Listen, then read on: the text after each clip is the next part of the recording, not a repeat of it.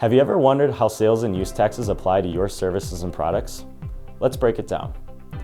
First off, what's the difference between sales tax and use tax? Sales tax is what you collect from clients when they purchase taxable items or services from your practice.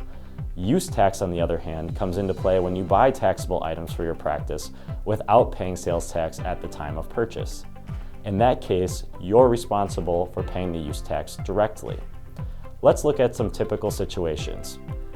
If you buy leashes to resell to your clients, you shouldn't pay sales tax when purchasing them, in most cases. Instead, you can collect sales tax from the client at the point of sale. For items like cleaning supplies used in your clinic, typically you're the end user, so if the vendor doesn't charge you sales tax, you would need to pay use tax on those items. Prescription drugs can be tricky and can vary between large animal and small animal practices. In many cases, they're taxable when you purchase them, even if you pass them on to the client as part of treatment. Some services have specific tax rules as well.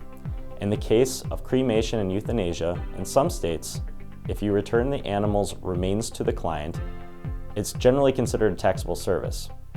If not, it's generally non-taxable. Administering a microchip without anesthesia is typically taxable. If anesthesia is used, it may be non-taxable. Pet food is generally taxable unless it's specifically formulated for medical purposes. If boarding and grooming services are part of medical treatment, they may be non-taxable. Otherwise, they're usually taxable.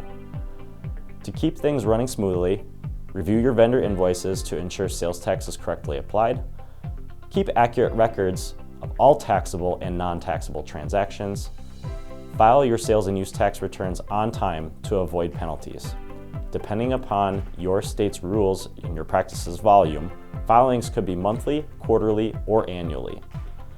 Timely filing can sometimes even earn you a small discount, while late filings might result in penalties and interest charges. Navigating sales tax and use tax can be complex, but understanding the basics helps you manage your veterinary practice more effectively.